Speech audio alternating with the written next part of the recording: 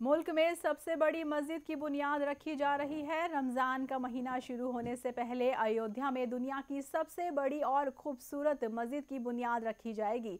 खबर यह है कि यहां पहली नमाज मक्का के इमाम अब्दुल रहमान अल सुदैस पढ़ाएंगे।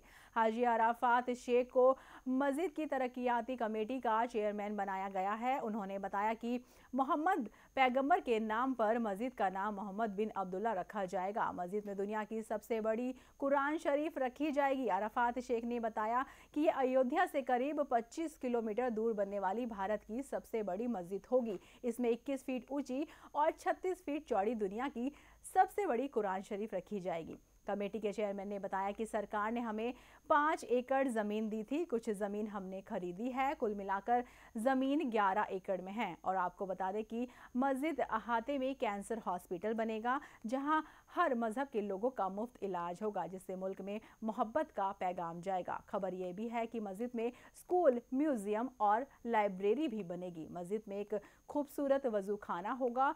मस्जिद के अंदर मर्दों और खवातीन का अलग अलग वजू खाना होगा। मस्जिद की खूबसूरती ताजमहल से भी कई ज्यादा होगी। आपको बता दें कि 9 नवंबर 2019 को सुप्रीम कोर्ट ने राम जन्मभूमि और बाबरी मस्जिद विवाद पर आखिरी फैसला सुनाया था।